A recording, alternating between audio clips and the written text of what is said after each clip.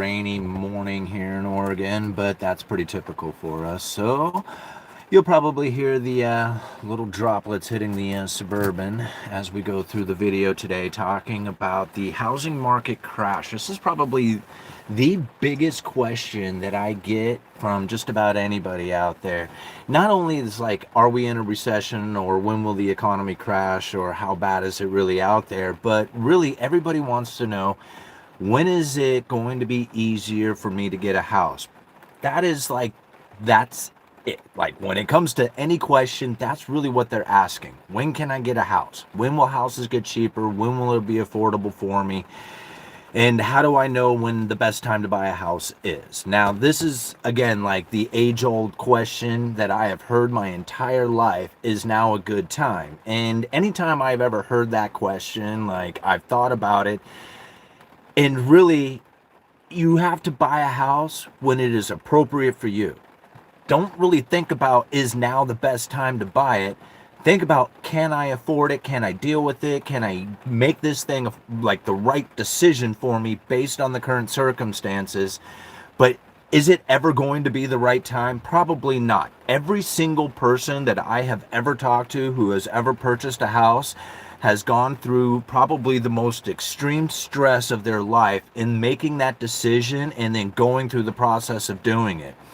Even people who have multiple houses share that experience every single time. So the anxiety, the fear, the uncertainty of, now is the time, is this the right decision, this could possibly sink me, that is going to be there no matter what. No matter what, you're going to feel that. So once you set that aside, then you can look at things appropriately for yourself. Now, I took down some notes here of just some ideas of what it is that I believe is taking place within the housing market, and how it is that maybe we can process some of the information so we can decide on whether or not now is that time. Because 20 years from now, we're going to wish we had a house. Like, the best time to plant a tree is the same time to buy a house 20 years ago. Yeah. So, first thing, the differences between the great financial crisis and what is occurring now. Because a lot of times we get people who are comparing the great financial crisis. Hold on one second, guys. Let me turn off the Wi-Fi. The great financial crisis and what has taken place now, there's huge differences inside of it. Now, I just thought of 3 of them, but people could probably do a lot of comparisons to why they're the same, and then other people can come up with other ideas on why it's different. I came up with these 3. Now, number 1, the biggest thing that was taking place back then, I went straight to number 1. This is the biggest one. There was a huge overbuild of houses and property development versus today. Like, today, it's very low property development taking place comparatively to the great financial crisis. Now, for example, during the great financial crisis, when I went to go buy a house, I had a job as a foreman of a framing crew on a construction, like on a condo site. Like, we were building condos for this company, and I was I was a pickup foreman framing. Anyway, it doesn't, a pickup framing foreman, it doesn't really matter. But I had this position there, and I thought to myself, man, I have not been in this game that long that I should be a foreman on a job site. Now, don't get me wrong, I have been in the business of building supplies and the building industry pretty much my entire life. So it wasn't like I didn't know what I was doing. But the experience of actually being on a job site was very limited, considering that I had only really been doing it for a couple of years. But here it is, I am the foreman on this job site on the Promise Seaside, which is this, really nice place out here on the coast. And I thought to myself, holy moly, how did I get here? Well, I think about it now, it was a huge overbuild. There was so many places out there to work in construction that it was just like you could just go in there with a set of bags around your shoulder and essentially get a job doing just about anything, anywhere, because there was so much demand for it at the time. Now, considering the difference from then till now, we had a lot of building taking place during like the COVID pandemic as people were moving out of the city and moving out to the urban areas. There was a huge shot in building permit issuance and housing starts. Now that took place during the COVID pandemic era, but if you go and look at the charts of it, you're going to see that that has dropped, and it's dropping not necessarily dramatically, but consistently. Okay? And so once we see the building permits shoot up as much as they were back during the great financial crisis, we're going to know that there is a huge difference inside of the property development that was taking place during the great financial crisis, and even to the peak of the COVID time, it still wasn't as much. So that overbuild that created that overwhelming inventory that was available out there isn't necessarily what has taken place today. So that is not comparable. Like very different circumstances from great financial crisis till today. Easy money. The easy money that was leading up to the great financial crisis had low prices within homes. Now, granted, I look back on it and I think, man, they were expensive in my mind. At the time, they were expensive, but comparatively to today, they were cheap. Those homes were super cheap, right? Like they were expensive at the time. That's the way they felt, especially, considering the wages and all that at the time. But compared to today, they were way cheap, right? So easy money policies back in the day that created the boom within the great financial crisis, and that easy money, no money down creation of toxic assets. Like I think about it, even the house that I was purchasing at the time. So here it is, I'm a foreman on a job site that I probably shouldn't have been a foreman on, getting paid pretty decently for it. And I'm buying a house with no money down. Right? I mean, this was what was going down. So the creation of the toxic assets that were taking place during the great financial crisis, where they were essentially giving mortgages to people who were never going to pay them back. Like they never even had the possibilities of paying them back. There's a great movie out there. Oh shoot, I can't remember the name of it right now. What is it? You guys remember? Put it in the comment section. You guys know which movie I'm talking about. Not Margin Call. It's the other one. Anyway, you guys will talk about it. They talk about it in there. It's with the credit default swaps and all the stuff that was happening within it. There was mortgages that were being issued to people out there that they knew were never going to pay them back, right? And knowing that to be the case back then, comparatively to today, there's no way that you can assume that there is going to be this huge housing market crash based on everybody not being able to pay their mortgages, considering back then there was mortgages being issued that were definitely never going to be paid. That's not occurring in the same fashion. The mortgage, like I think about how hard it was for me to get into the house that I am in today. It was almost impossible. It took everything out of me. You guys, I did videos on it, 4 years ago as it was taking place and then leading up to it.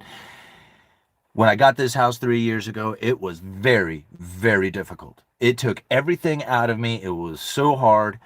And it was expensive at the time, and I thought, holy moly, man, I cannot believe I'm doing this at this time. Prices are going to drop. It didn't do that. It went the exact opposite way, and the house is now valued at more than what it was before. Point being is that it wasn't easy. It was very hard. And now when I think about how many mortgages are being issued to people who are never going to pay them back, I don't think that's necessarily the case. And you could probably see that through the lack of transactions. See, this is very low transaction environment. In fact, many of the transactions now are going to all cash buyers. And that leads me into the third one, the all cash buyer environment. Right? These are like going into institutional investors and maybe even independent investors. And the people who are buying these homes are up in the wealthier class, like the luxurious housing experience people, like how do I put it? The upper elite class. The homes that are being sold right now are essentially going to the people out there who are not even remotely close to the working class. Like the working class individual was the one who was purchasing houses going into the great financial crisis. That's not necessarily the case anymore because simply the working class individual is not able to participate in the game. Like their income isn't enough. And even if they had 20% down, their income is not enough to make the payment considering the elevated interest rates. All cash buyers can care less about any of that. You know, you think about it, they don't care about interest rates, they don't care about hourly wages to income, like income to debt ratio, that none of that is like any of their concern, right? Like that is not a concern. And they're willing to buy at this price.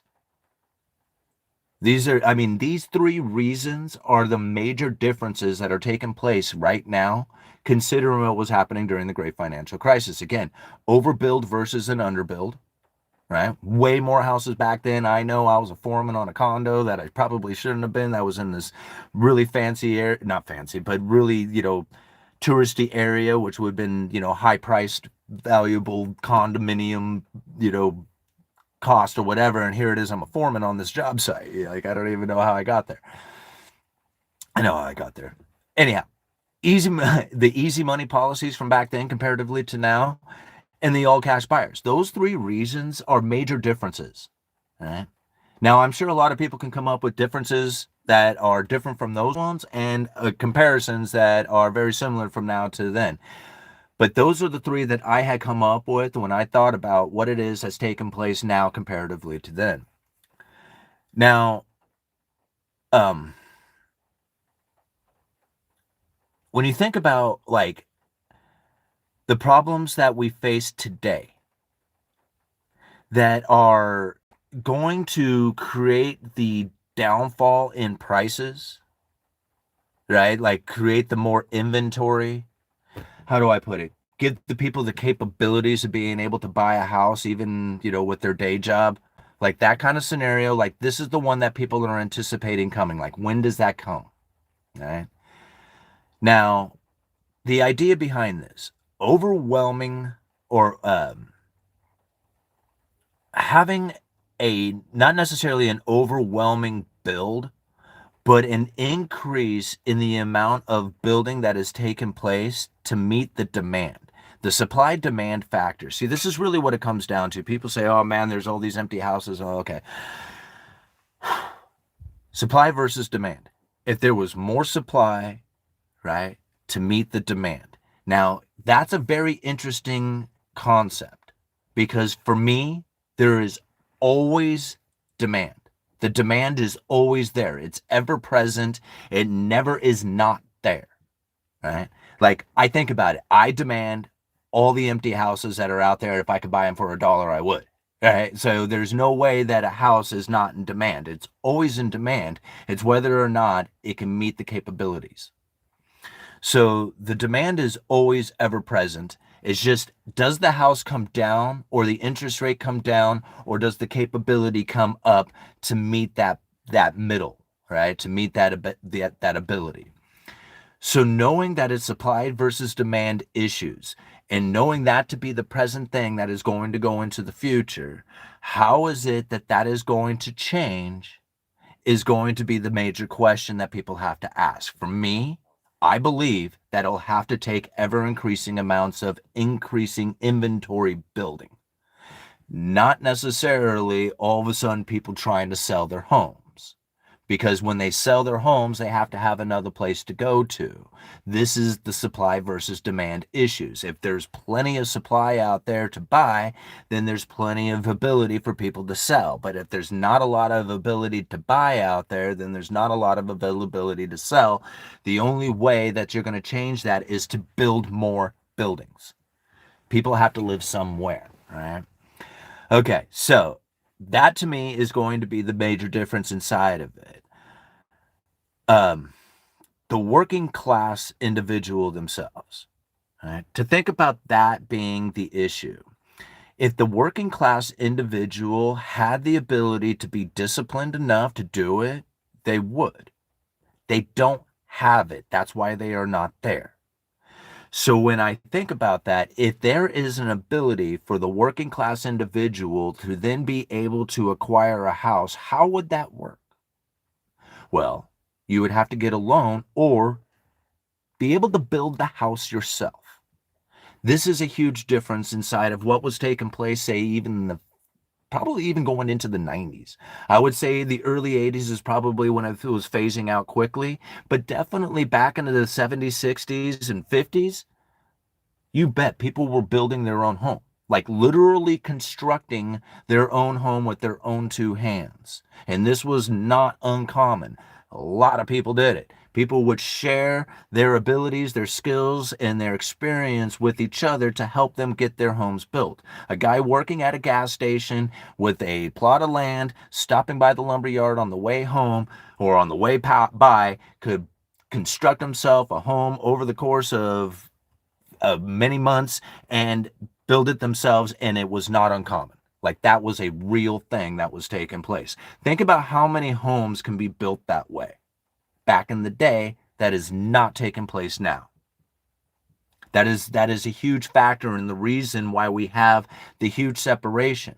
Homes are a luxurious experience if not anybody could just go out there and do it. See, if anybody could go out there and do it, it's not a luxurious experience, right? A luxurious experience is one that not anybody can do. That's why homes are becoming a luxurious experience, is because not anybody can just go out there and do it like they once did. Back in the 50s, anybody could have gone and done it.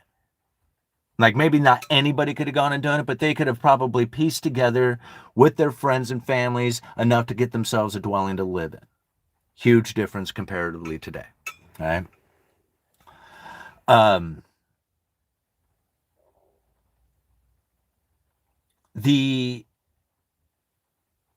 The silver tsunami thought, like this is one that I really like I have a difficult time trying to believe that there is going to all of a sudden be like daily deaths of such a range that there is going to be this overwhelming like surge of homes that are going to come flying onto the market.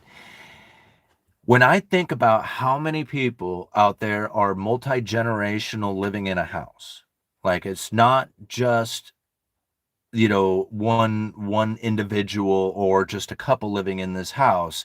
It's multiple. They either have kids, right? They'll need to go somewhere, or or they're living with their parents, or their parents are living with them. One way or the other, there's multi-generational families living together in a lot of homes out there. Now, granted, I know plenty of people who do live independently and individually, and they don't have any kids, and there's not anything going on there. There's a lot of them. But this is also taking place more and more where you have multi-generational families living together. So when I think about that, when that house does come available, where is it that the people go? Like, yes, there is going to be a lot of people who are moving out, but then there is going to be a lot of people who are going to have needs for another dwelling to be in if it's not that one, right? So when I think about like this overwhelming, there might be a swelling of that happening, and it could have an impact. But considering how many families are living together, or that there is multi-generational, operations happening within that dwelling itself, how available is the dwellings going to be out there? Even if they were to make that house available, where would they go? Right? That's the question that I have, because until you haven't, and that leads back to the needing to build more in order to meet the demand. Because in my mind, that is not going to alleviate the demand, that is going to increase the demand, right? If you have people who are needing to move out of that house because they can't afford it, or it's going off, or whatever, for whatever reason. And there's counter arguments to that too, I mean, as far as people saying they just like whatever. There's counter arguments to all this stuff, as far as many people can come up with. So ultimately, what is it that I believe? Chronic low inventory, right? That's going to be a major problem. The steady demand that I believe is ever present, right? This is another thing that I feel that many people are not considering, right? As soon as their wages go up or the price goes down, boom, they show up, right? Right now they can't, so they say, well, there's no demand for the homes. No, they're there. They just haven't, the capability isn't, right? So once the capability is there, the demand immediately shows up, all right? And the big thing that I feel that is being pushed out there is the anticipated declines in interest rates. Like that, I believe, is probably one of the biggest things that is going to support the mortgage, or I'm sorry, support the mortgage market, but support the housing market in general, is going to be that constant belief in anticipation of lower rates going into the future, because that anticipation actually lowers the rates. It doesn't really matter what the Fed does or what the government does. If people believe that the interest rates are going to go down into the future, it actually creates that outcome. Right? And we've witnessed that time and time again. I mean, I've tried to make it obvious here on the channel. And I'll get back to the super chats, guys. Don't worry. I mean, I will get to those things. Thank you so much for those as well. All right, so let's break it down to the two situations that we have: the working class and the top 20%. Right? Because this is really where the major difference is going to be within it. Because there was a time when the average guy, because this is why it's so difficult right now. Right? Well, how long are we into this? Okay, good. I want to make most of the information within the first 30 minutes. This is why it's so difficult for the working class right now. If we can understand everything that we have led up into this, I know I've kind of stumbled through it. I probably should have done a little bit more research on this before I delivered the message, but I think you guys are getting it. Now, let's talk about the difference right now between what was taking place that gave the working class individual the ability to buy a house comparatively to today, because the working class individual is literally like gone out of it. They just can't do it anymore. And I'm not saying there isn't places or jobs that will give you the ability to do it. It's just that the average everyday day job is not capable any longer. And that's a terrible factor to face. But it doesn't mean that you can't deal with it, right? Like, I mean, I know I'm one of them, right? I'm one of these people who has to deal with this very situation. I don't have college education. I don't really have business. I don't have anything going on that's any different from anybody else out there, except for the understanding of what it is that I needed to do. And it was a lot more than I had ever thought that I would need to, but it does happen, right? So this is what it comes down to. The working class individual, this is probably one of the major problems that they face, is that it's a single source of income. Right? So already as an individual with a single source of income, you have pretty much no chance. And that sucks, because there was a time you did have a chance.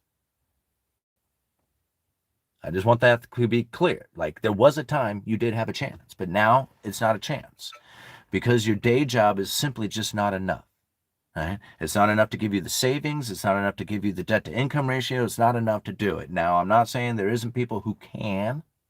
There are. You'll find people in the comment section who talk about it.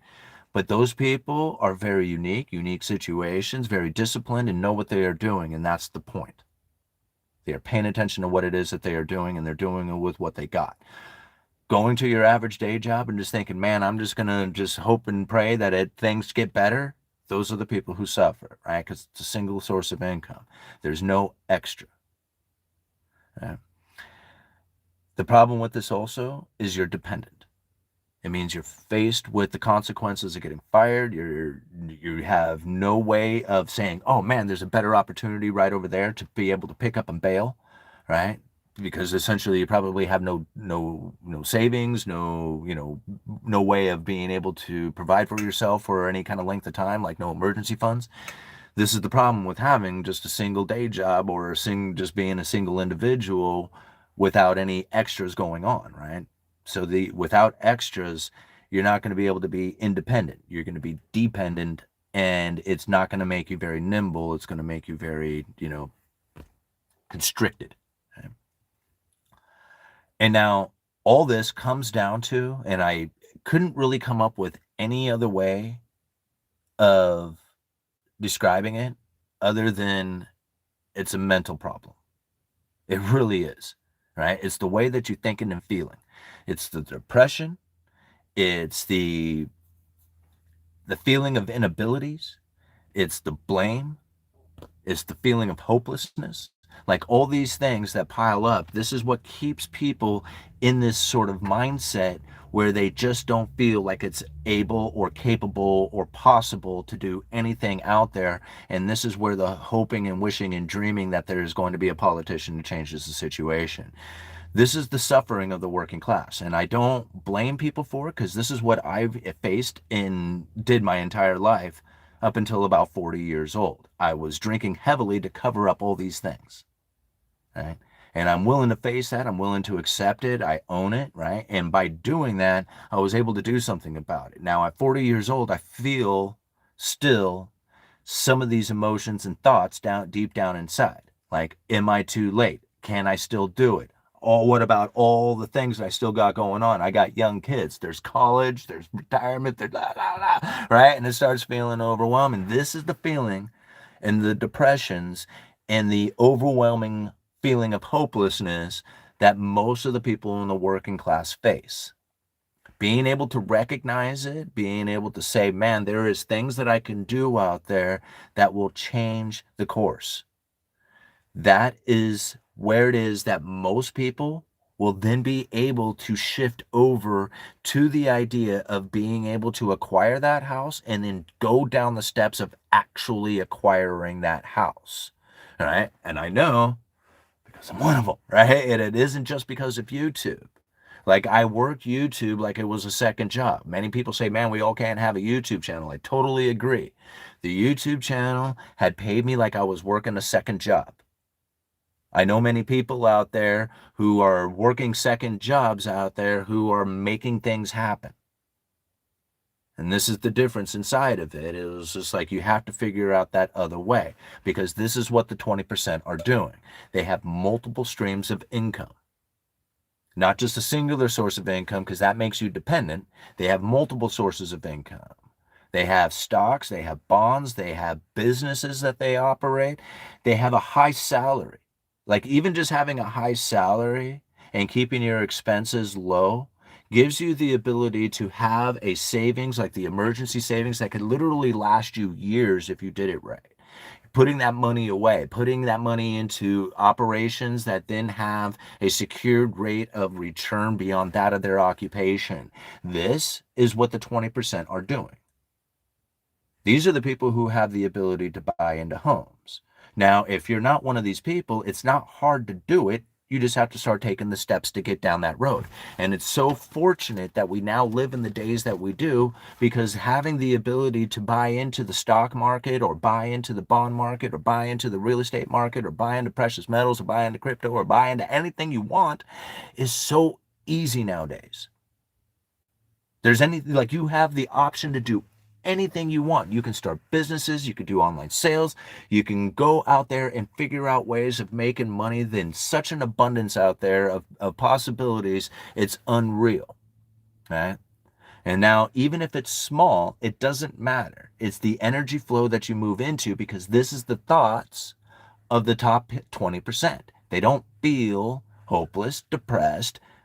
Like, think about it. If you were sitting up there making things happen and you're like, man, there's no way I can do this. There's no way, man. You look out there, the politician going to prevent me from doing this. And do you think they would be doing it? Of course not. They wouldn't be able to do it if they thought that they couldn't. They think that they can. That's why they do it. Everybody else feels hopeless and depressed and feels like there's no way of it ever being an occurrence for them. And then they don't get to have that experience, right? So just simply believing it for yourself that you can do it is probably the key to it, because that's the mentality difference between people who feel that they can't and people who feel that they can't.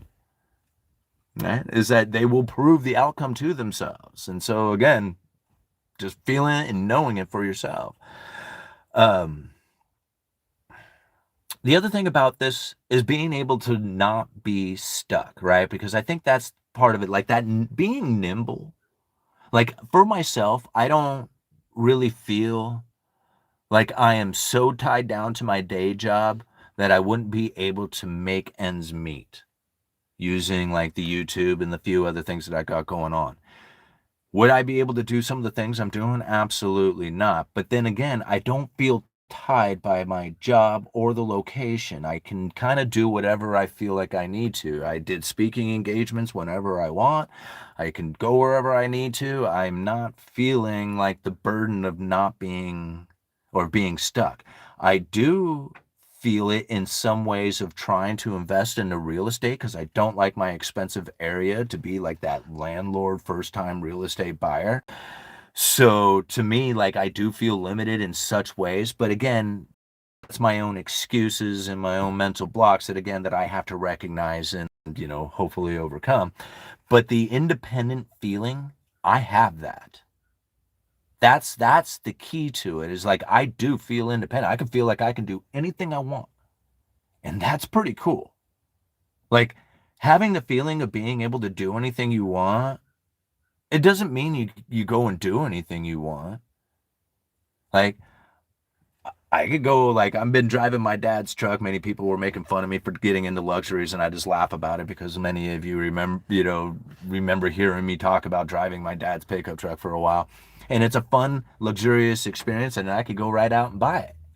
I could go out and get one just like it and feel the feeling of driving that new truck around. But I tell you, after a couple of days, it's just driving dad's truck. It's no big deal. Like this, Suburban doesn't make me feel any happier or less status symbol, like the whole status feeling or whatever. I don't get it. Like I don't feel that. Like I don't think about who's looking at me while I'm driving this Toyota as opposed to who's looking at me while I drive in the Suburban. Like that doesn't cross my mind. Right? And because of that, I don't need the car. And because I don't need the car, it's able to put me into those positions of being able to buy the stocks and the bonds and invest in the real estate and do all the other things that I do. And so I'm not trying to say I'm part of the 20%. I say I'm trying to do things like the 20%. I'm getting there. I'm hopefully finding my way and my opportunities to eventually position myself like that. That's what it really comes down to. Do I have anything else I wanted to add to this? I think I pretty much covered it all. 31 minutes into it. Let's talk about some of these comments. Let's go read some of these super chats. 342 people watching, 69 likes. Thank you so much for hitting those like button. By hitting the like button, you get the YouTube algorithm to pick up the video and spread it around for more people. Infamous NYC. Game over, man. Game over. Who is that? Private Hudson. Thank you so much, Infamous NYC, for the $2, man. Very cool of you. All right, Buzz Tune, $1.99, super sticker, thumbs up. We got Infamous NYC again. New homes are selling far less than existing homes. I don't know about that. Like a lot of existing homes, I mean, I understand that new home sales have fallen dramatically, especially considering the new home sales that were taking place, like the greatest drop in new home sales since like the great financial crisis or something. I can't remember the exact stats on it. But I also have to think like that's home sales in general, right? Like that's where the crash is. This is where the crash really is. And I think I got it from Economic Ninja when I was at the Silver Symposium, because I want to give credit where credit is due, but I heard him say it and I thought, bam, man, that was probably the best description. It's not a crash in prices or anything other than transactions. The crash in transactions is definitely occurring within homes. And so when I think about it, it's just the crash in transactions is occurring. Well, where are the transactions taking place then? Right? Because it's not happening with the working class borrowing money to buy the homes. Where is it happening? Because there are some transactions occurring, right? And if it's not happening with this particular group, what group is it taking place with? The concentration of wealth into the hands of a few, like it's always been going. People recognize it today. I mean, if the working class individual had the ability to buy a house, they would. There's no doubt about it. The demand is there. It's not like there's no demand. The transactions can't happen if they just don't have the capabilities of doing it. Who does have the capabilities of doing it? The people who are doing it. The all-cash buyers, institutional investors, even the independent investors, the landlords. These are the people who are participating in this game. Everybody else is going to wait and see and hope and dream that there's going to be a crash. And I think to myself, what would crash this like it would have back in the day? People are like, well, they're just not going to be able to afford it. Who's they not going to be able to afford it? The rich people? They're not going to be able to afford it, or the working class individual who doesn't even participate in the game anymore is not going to be able to afford it because they don't afford it now, right? Like they already can't afford it. So like, yeah, you're right. They can't afford it. You know, that part is known. That's like the known part. So where's the transactions? Not with them. Yeah, and it sucks because that's where everybody wants it. That's 80% of the people out there. They look around and say, no, man, this is the majority. And it was like, you're right, that's the majority, but it's not the part who counts, right? The part who counts are the people who are actually participating in the game. That's where the transactions are at, and that's the, all the wealthy individuals.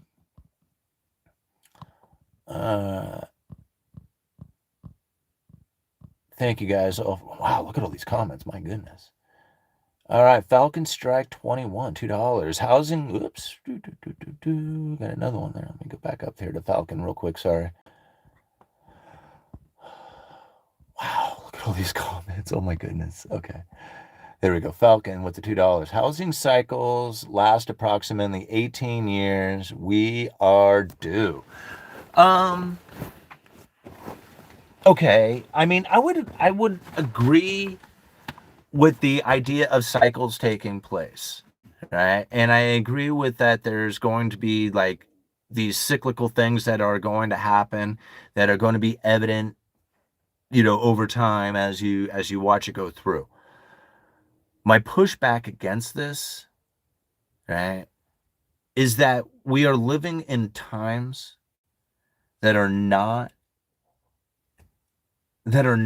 comparable, not only with monetary policy, but also the way that the operation of the economy worked, with the working class individual being the key component to the economy. The key component to the economy isn't them, it's the 20% up here who actually participate with the majority of the purchases and transactions.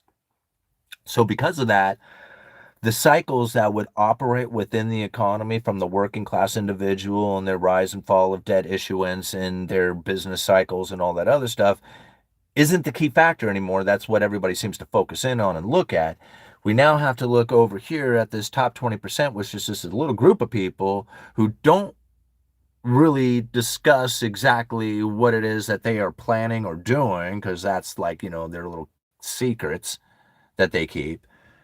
So in that sense and idea, it was just like, okay, so here, how do you get the economy, like as a banker or as a government, how do you get the economy out here to actually participate and move? And you go and you lower interest rates, and a bunch of these working class people go to work and they have all these jobs and they get this pay raise, and it's not enough. And they can't do the purchasing and all that other stuff. Oh, okay. So we raise interest rates, and in this raising of interest rates, the return on capital investment starts to go up.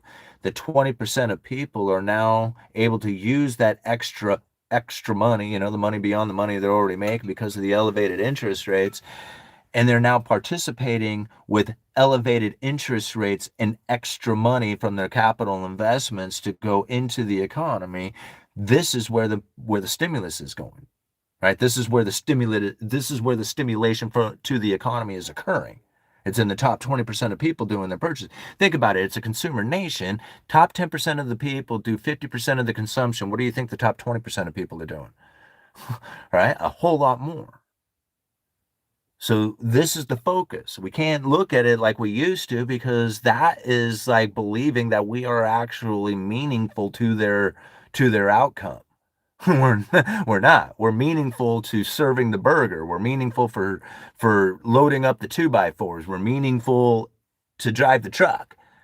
That's where we're meaningful, but we're not meaningful as far as being the consumer that they are looking for in order to get the numbers to be, a good economy. That all happens with the top 20% of people.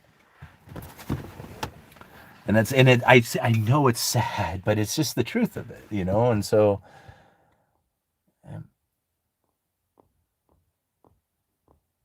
I mean, yeah, we're due, but then again, I don't think the working class really has a chance doing working class stuff.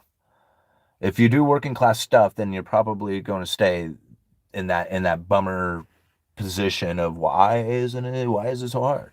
And I think that's the key to it, the working class stuff. If you're doing working class stuff,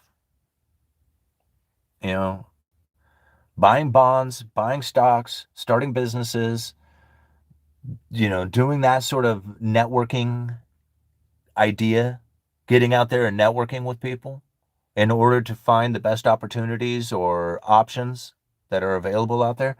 This isn't stuff like working class. Show up at 9, leave at 5, go home, drink beer, watch TV, do it again tomorrow, right? And then hope and wish and dream and pray that the position in your 401k is going to be there when you at the end of your life.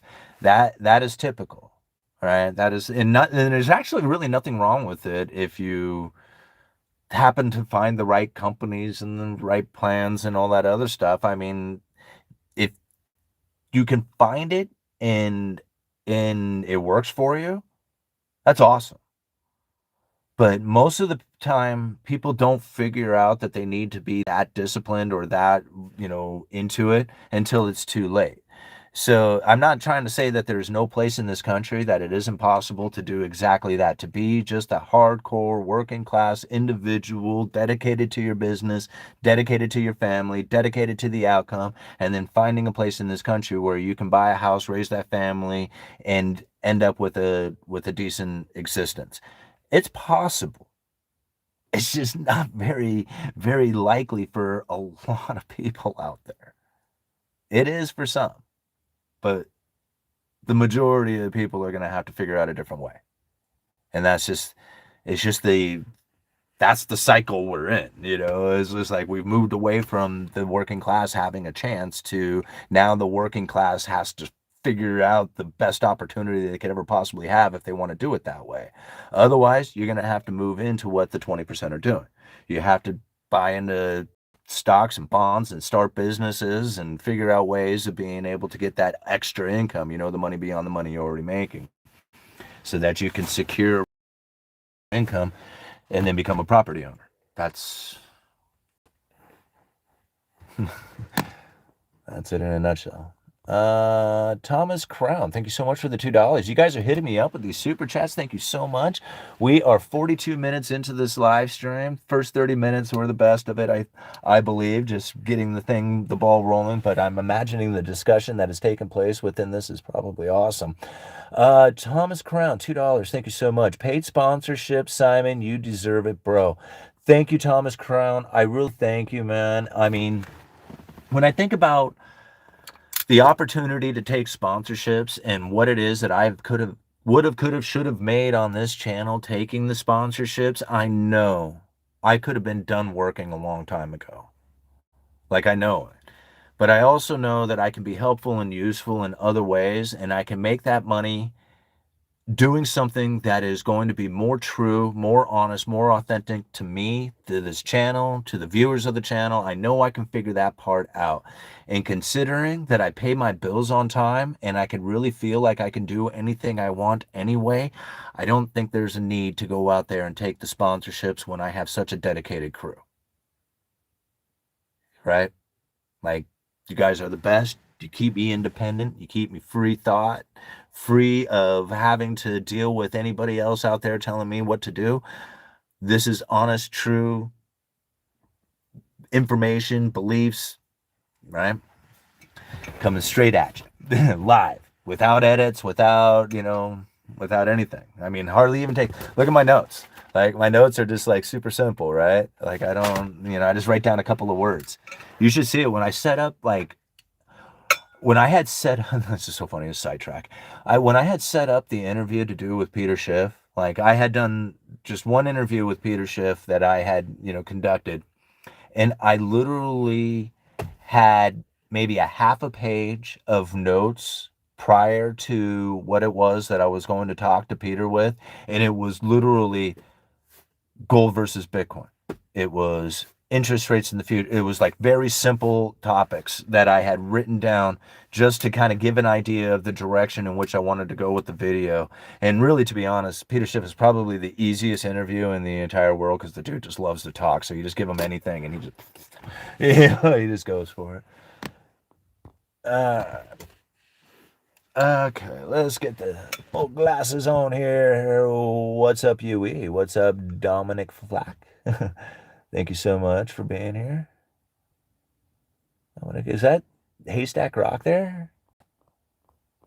All right. The bottom 80% is still the top 20% in the world, so you can buy a house overseas, still afford. Does the Cantillon effect say people will leave their country? Yes, it does. Actually, that is exactly what it says it happens, is that once the cost of living, the standard of living becomes so expensive that they just simply can't do it. Like you had a good manufacturing job that provided you with everything you needed, and now that manufacturing job doesn't do it. And so your standard of living depletes and it gets further and further down. Like now you can't have kids and now you like struggle with used cars instead of brand new cars and you don't have a pension and you don't have insurance and and it gets worse and worse and worse and worse. That's where Cantillon is saying those people end up leaving to go find work someplace else with their skills that will then give them the ability to have a house, have a family, have a new car, have all the other stuff that goes with it. Now, finding that today is not the same as Cantillon's day, because back in Cantillon's day, you didn't need like work visas and stuff like that, right? And so, it's a different concept, but it doesn't change or negate the idea that they would do it if they could, right? So the underlying economic force is there. It's just being prevented from people very frustrated with their skills not being able to be, but it is enough. It's just not enough here, right? Or there, wherever they're at, right? They need to go and take it someplace else. There was a time if you were a logger or fisherman in this community here in Astoria area, that was like the high paying jobs. But now the high paying jobs are remote working and hospital district and all this stuff. So the logger and fisherman, it's like, don't get me wrong, there's still good pay at times, but comparatively to what they have to compete against before, they used to compete against just every average everyday people, working class individuals. Now they're competing against hospital district workers and remote workers and all this other retirees and stuff like that. It's not like the same elevated position that they would have had here in this community. So it's like, just you got to understand it. Got to understand what's happened. All right. Jamie, thank you so much for becoming a member of the channel. We should really break that speech down. I've been lagging on it because I wanted to go over the speech a couple of times just to kind of get a better idea of it. And you guys, I'm talking about Philip Jefferson's speech. Came out on the 3rd, and it's a really good one in my opinion, and we need to break it down. All right. Thanks for joining. Thank you, Brody. Thank you, All Nighter. Says welcome, Jamie. What kind of government prints 3 trillion per year and you don't get any of it? Well, don't believe that you don't get any of it. You think about it. You live in the greatest country in the entire world where we enjoy some of the most luxurious experiences that anybody could possibly enjoy, considering that the world is sending us their time, effort, energy, and products in exchange for an empty paper promise to pay into the future some more empty paper promises. That's a pretty luxurious experience, and I wouldn't deny that is a luxurious experience that will come to an end at some point. But what kind of country is doing that? The one that we live in. And if you don't take full advantage of it while you can, I don't know, man. Then don't. It's just like it's happening. What else are you gonna do?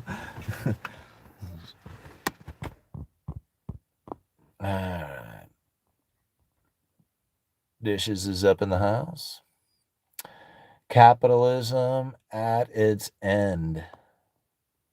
Yeah, I don't know. I really don't believe that this is capitalism.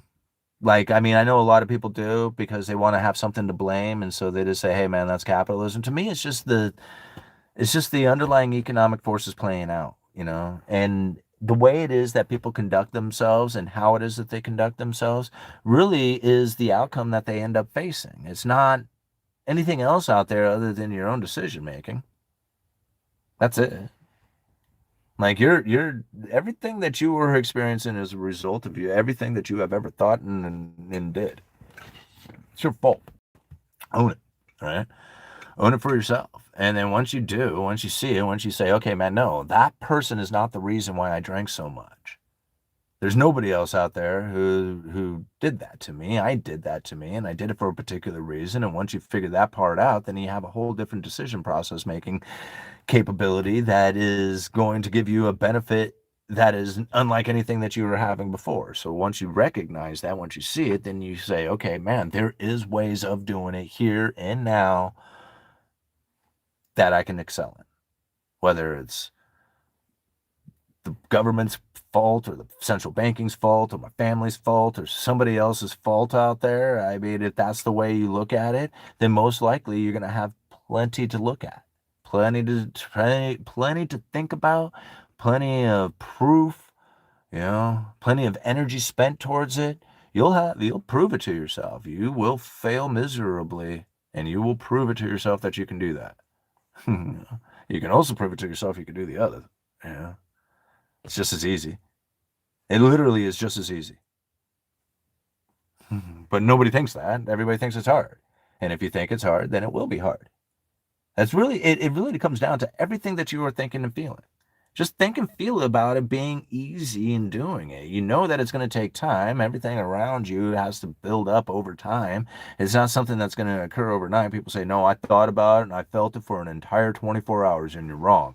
And it was just like, manipulative behavior, don't you? It was just like, I'm going to prove you wrong. Watch this. So you thought about it, didn't work. Yeah. And I like, okay, good one right there. All right. Is the Federal Reserve a separate branch of the government? It is. If not, why are they independent? Who do they actually work for? That's okay. That's a really deep. Ultimately, it's the big banks. If you think about it in that fashion, it's like essentially it's all the big banks like the JP Morgans, the Goldman Sachs, and all those other people. These people end up having like these private shareholders that are all like in not necessarily. How do I put this? Because if you want to be conspiratorial about it, it's so easy to dive into it, but it's very difficult to not be conspiratorial and then give it any kind of like honest approach because it is conspiratorial. It's what it is. And I mean, I guess like I just grown to accept it. It's just I don't know how else to deal with it other than it's a conspiracy among some super rich people to build a fiat currency system, and it entraps the people in debt slavery, and we can go down that road and I can make it sound really scary and overwhelming and make your gut wrench on it, and I could probably get 1 million views if I do it just right. However, I don't know how helpful and useful that is because ultimately that information is going to send you down a deteriorated road of self-destruction where you will never be able to make appropriate decisions for yourself because you're always going to feel that the New World Order is coming after you. And I know this because that's exactly what I had done. Like, I know it. I understand. People say, man, you just don't get it how bad it really is out there. And I'm like, okay, yeah. Well, anyway, so we can go ahead and talk about like what it is that we can really do by the understandings of what it is. I don't know what you get out of knowing who it is that the conspirators are. Like I guess you can get some confirmation that that's occurring. I don't need confirmation that it's occurring. I just know that it is, and there's really nothing that we can do to change it. So diving deeper with more energy and more thought and more research to prove something that we already know is existing doesn't seem to provide us with any kind of real direction on what it is that we need to do with our lives other than sit, worry, and panic and depressed and that feeling of hopelessness because we know that there's really nothing that we can do. I don't know how else to explain it. You got to let go. You got to let go of all that stuff out there so then you can look at what it is that's occurring and then make appropriate decisions for yourself. There is no way that they can do anything to bring the working class back, period.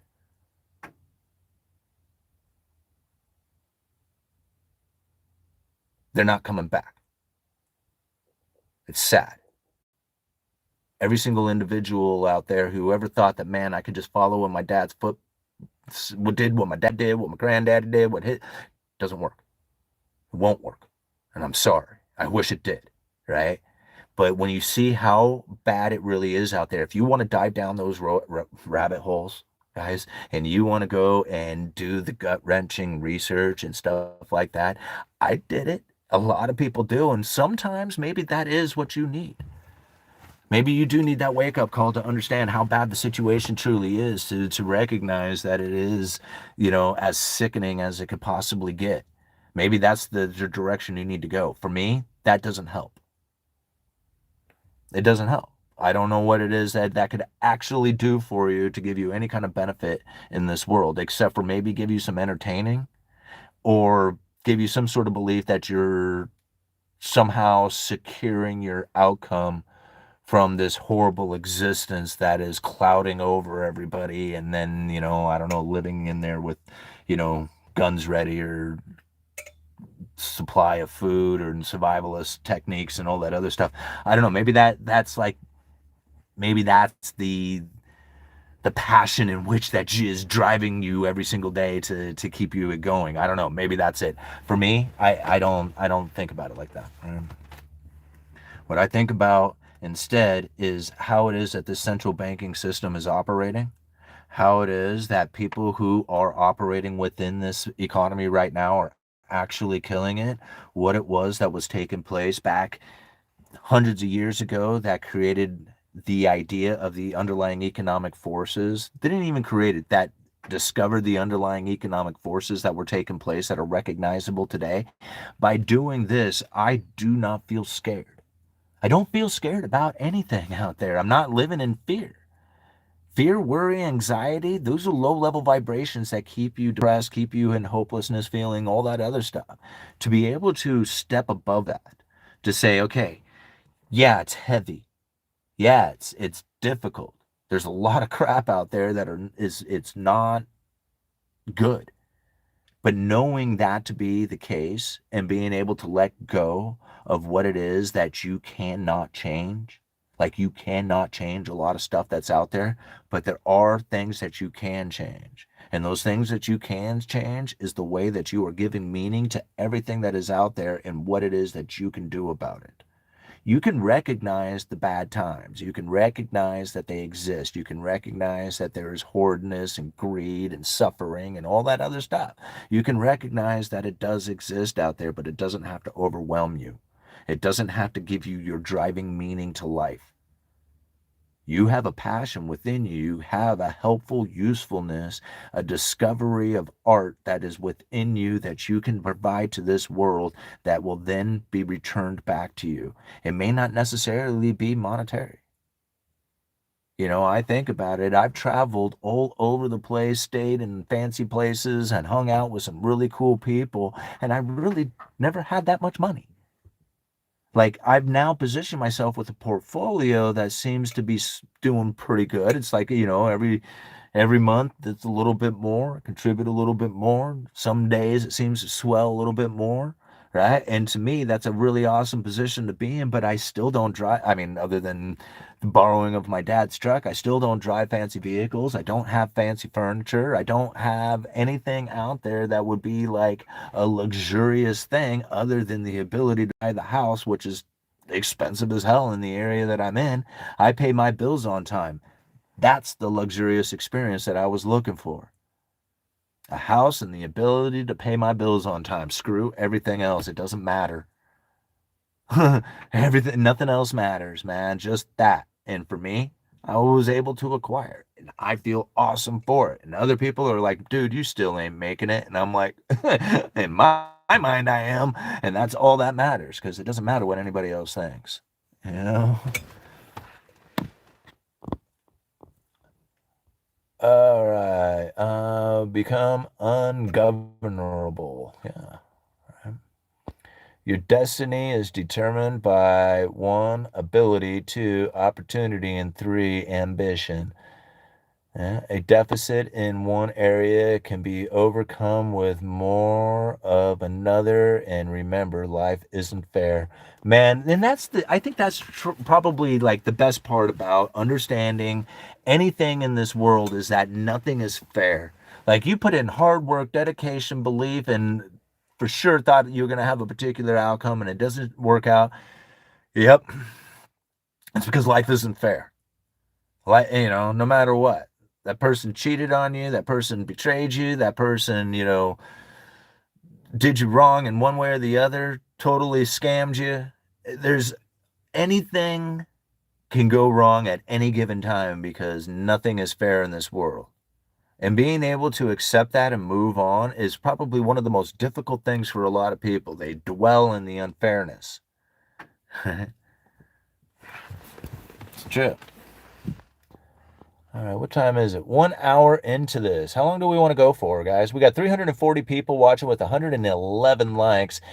Get that like button up to, I don't know, 150. We'll stick around for a little bit longer. Do it in the next 5 minutes here. All right. Can we draft legislation that life should be fair? No. Why would that? How could you do that? Here's the thing. You make something perfect, and then what is the problem? Right? You make everything absolutely perfect. Now what's your problem? Maintaining perfect. Knowing that there is constant changes to your perfectness that is going to interfere with it. So now you have to stamp down anything that would change your perfectness and proving that nothing is ever perfect. Like you can't have perfect because the moment that you obtain perfect, you try to maintain perfect, which proves that perfect isn't obtainable because you have to maintain it. You see where I'm getting at? There is no perfect. The idea is moving towards perfect, which can only occur in you. You can move towards perfect. I am on my way to perfect. That energy of on my way to perfect is the place you want to go to. You don't want to be at perfect because once you get to perfect, you have to maintain perfect, which means that it isn't perfect. And now you're going to be very upset with yourself because you can't get to perfect anymore. It's the idea of getting there, not being there, getting there.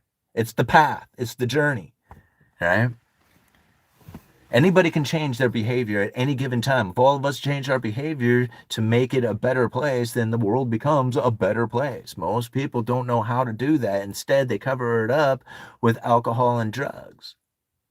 And then they have this very imperfect place that everybody has to then view. And then you have to think, why am I viewing this? Because that is a reflection of what it is that's going on the inside. That's your fear, uncertainty, scarcity, and doubt that has taken place out there that you are now recognizing when you see it in real life. How many people know that? None. Nobody thinks of it that way. When you are viewing that and you see some dude who's laying in the gutter with puke all over his chest because he can't hold it down anymore because of all the intoxicants that he has put inside of him, that is a direct reflection and view of what it is that you are thinking and feeling on the inside. Think about that. It's scary. Why is it there? What is he teaching you at that moment?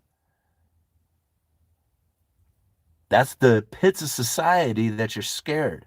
That is scaring you. You're looking at it and you feel like, man, pathetic, worthless, right? The anger that you feel is the worst of what it is that you truly feel inside of yourself coming out when you point it out in somebody else. How many people do it every single day?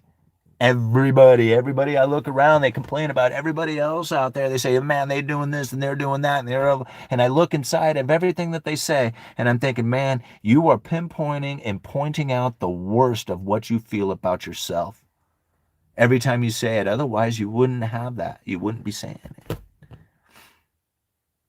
Do you care so much that you would actually do something about it? No. You do care so much about how it is that you feel in the inside that you are willing to pinpoint and show it in other people. Huh. Interesting. Huh? Anybody think about it like that? Very few. All right. Very few people.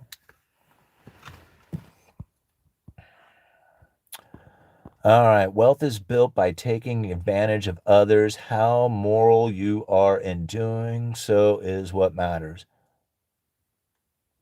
Yeah, I mean, you can't really argue with that. I mean, you can't. I mean, it's like, I mean, I wouldn't want to give it that kind of meaning, but there's no, everything is in the meaning you give it, and that is pretty much exactly right. So, 1 million prisoners in the U.S. making making 13 cents an hour. Life is very unfair.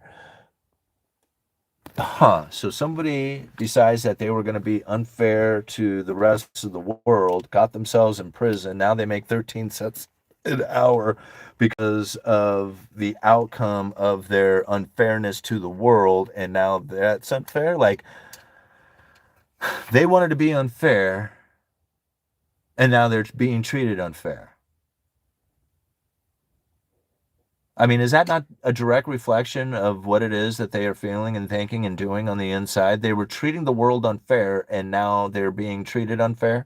That's like, I'm sorry, I'm failing to understand the problem here. It seems you get what you deserve, right? I mean, that's like, if he was handing out flowers and telling everybody to have a nice day, do you think he would be experiencing what he is doing right now? Probably not. Right? I mean, I would assume that it would probably have had a different outcome. And he would feel that the world would be very fair. Like, because of the response that he would get from the world from handing out flowers and telling people to have a nice day. Right? I imagine some people might tell him to go F off, but then the other people would be like, wow, man, thank you. You're very cool. Right? I mean, how hard is that? A good transaction is when both parties leave the table satisfied with the outcome. Yep. How moral you are is doing so is lipstick on a pig. Huh. Is the whole economy, M Rider 777, by the way, is the whole economy just basically a competition for women? All is fair in love and war. A competition for women. Huh. That's kind of interesting about it because what I found is most attractive to women is men who are on their own path, who do not have women as their focus. So the idea that it's a competition for women literally is a paradoxical thing, considering that the exact approach to get the woman would be to be on your own path, regardless of the woman itself. Right? Because that's really what it comes down to. Women are most attracted to men who are on their own path, who know what they are doing, who are confident, secure, independent of anything that's going on out there, including the woman themselves. Right? That is what is most attractive. And if that is in some sort of attempt to try and acquire the woman, it wouldn't work. Right? So I don't know. I don't know if I necessarily believe it. Right?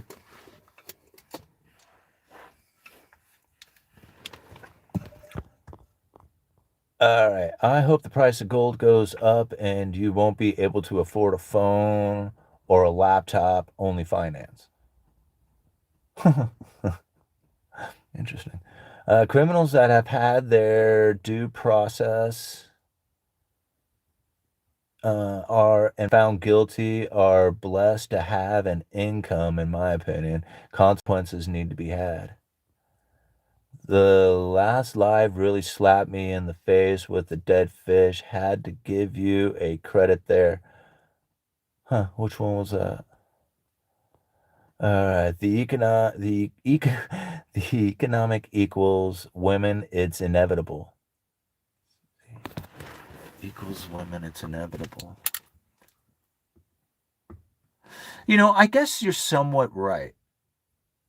In the idea that men really are in an attempt to try and make this world as secure and comfortable for women as possible so that they can have their kids. Like, that's what men do. Men want that security, that stability. They want to be able to do that and have it in such a way that the woman is confident with them that she will have his kids. So, yeah, I guess it is for women. You're right. Right? If you can make this world in a way, in their belief, so undeniably secure that they would be willing to procreate with them. So, okay. Yeah, let's go with that.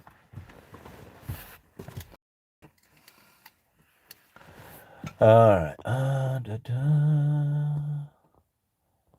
Giving credit for having face slapped is a great attitude with intellectual slaps.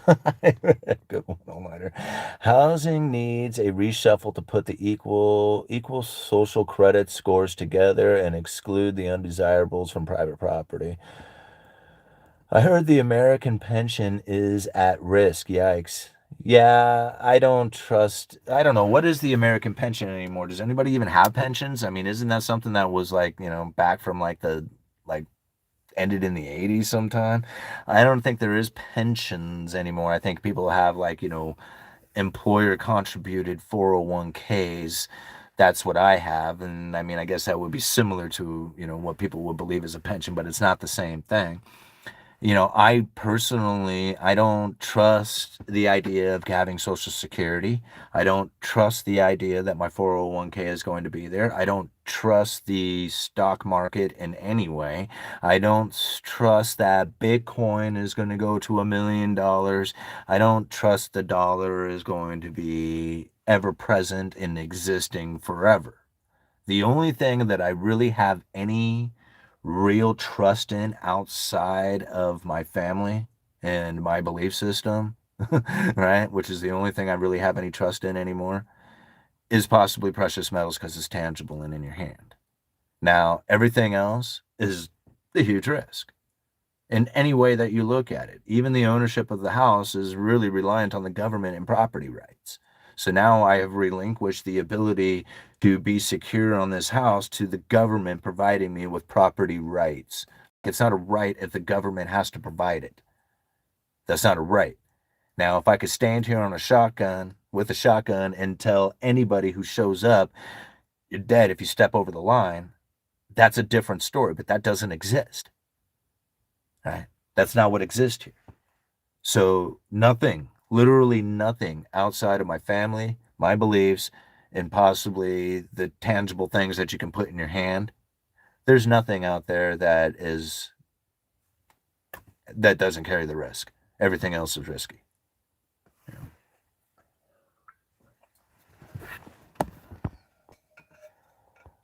Um, but it doesn't mean that I'm not doing it. Right? Like people say, you got to get out of risk. And it was just like, well, you also get out of opportunity too, right? You want to be an opportunity. Opportunity is risk. All right. Employees are just machines. When we get old, we just get replaced. Yeah, pretty much. But see, that's why you have to take like that, whatever. I mean, that's the unfortunateness of being in this, in this game at this time, is that that's exactly the case. You have no real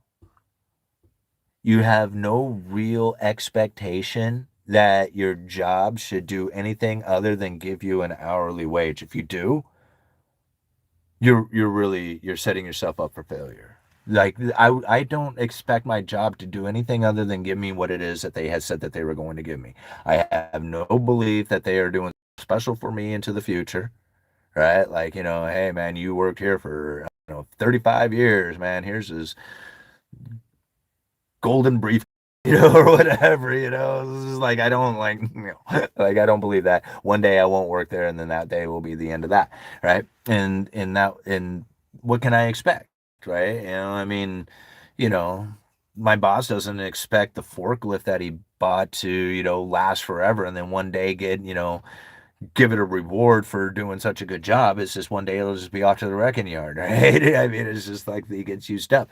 It's not the employer's responsibility to make sure that his employee or their employee does the right thing. It's not up to them. They said, "Hey, here's this job This is what we're going to pay. This is what we can provide for benefits if there is any. This is what the opportunity, if you like it or not. And that's what you get. And then people say, thank you or no thank you. And then if they say thank you, they have those opportunities to do whatever it is that they needed to do. But if they expect anything beyond that, then they're going to fail. They're going to be in failure because they're like, why would you expect something beyond that? Like you just made a promise to get those things. That's it. You know, and then now if you want something beyond that, go get it. The whole world is full of opportunities to do stuff. All right. Thank you so much. Pigo's Trading Desk. Hey man, I saw you had a message. I'm sorry I've been so distant. We've been communicating back and forth. I just been off traveling and my phone was like pretty much out of range or dead the entire time. In life we have 4 seasons, so goes aging. Yeah, for sure. Boss buys a Corvette, employee says, "Hey, that's a nice car, boss. Says, if you show up on time and work hard next year, I'll get another one." Yeah, right? I mean, that's pretty cool that your boss is doing so well in business that you're going to have a secure job working for him for the promise of the pay that you had done. That's pretty cool, man. Nice. Man, as long as I mean, if he's buying it outright, that's cool. That means he's doing well, right? He's showing up. Doesn't mean he's doing well. It could mean that he just loves being in debt. But you see where I'm getting at is that people look at success and go like, oh, boo, successful, gritty, rich boss, boo, right? And then I think to myself, what do you fear on the inside that gives you that, right? Because to me, when I look at a boss doing that, I think to myself, man, opportunity is there, right? Like, see somebody else doing it. It was like, damn, man, like that guy's doing it. I'm working for a guy who's doing it right now. Man, how do I do this? Because I can do this too. But no, boo, boo success, boo greed, boo all the rich, boo all them Corvettes, boo, boo, boo. And then you think to yourself on the inside, I can't do any of that. If I do any of that, then I would be worthless, hopeless, unreasonable person too, just like those successful, awesome, secured people that I'm booing. You see how the problem that exists within the energy that you're carrying?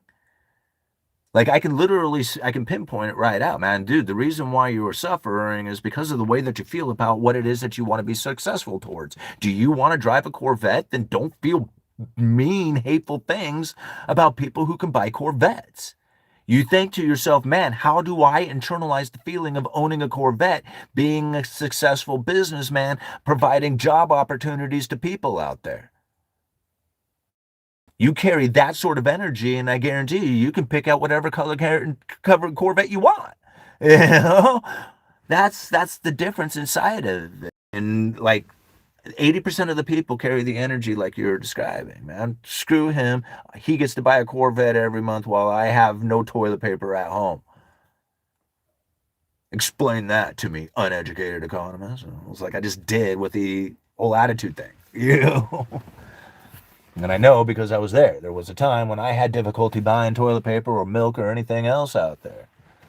Didn't really ever seem to have a problem buying beer and weed. Huh.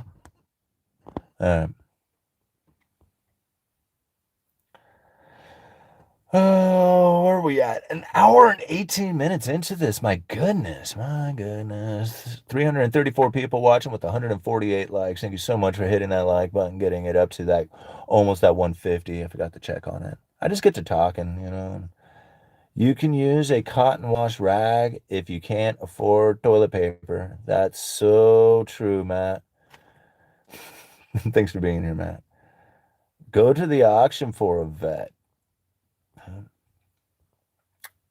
So let's see here. Oh, you see a growth wave of self-employment, small businesses in the next 5 to 10 years as unemployment goes up. I think AI and robotics are going to actually work for a lot of people.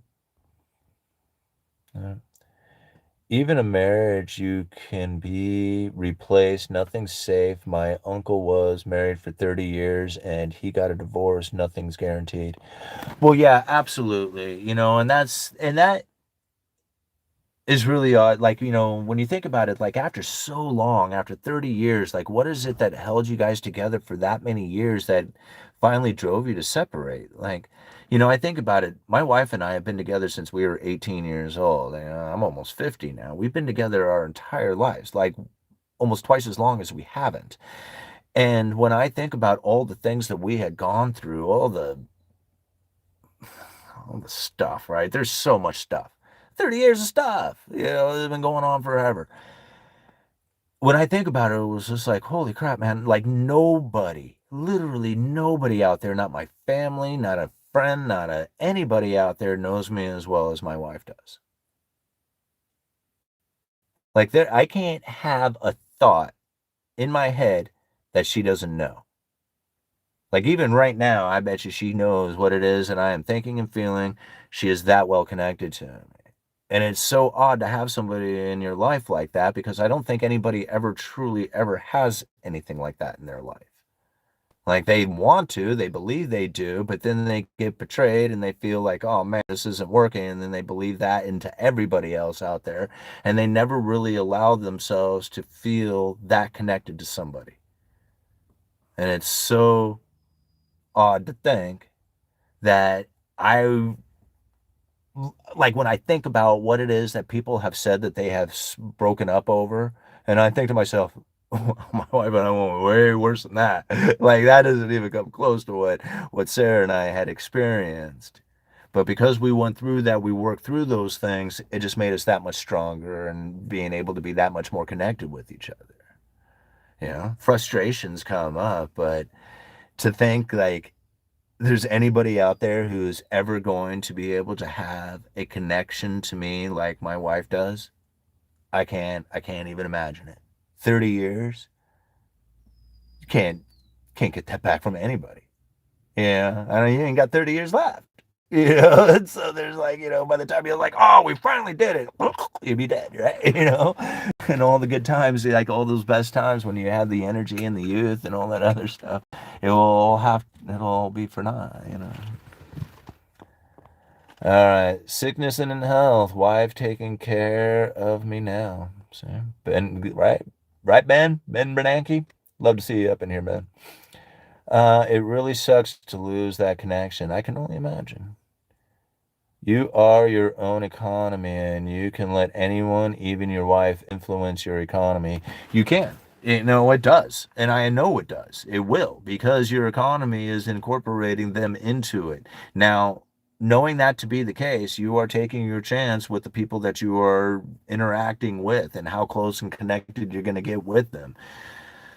You know, like, that's very true. Like, I like the economy, my personal economy definitely has my wife incorporated into it. When I think about the bills, I don't think about her needing to come up with the money.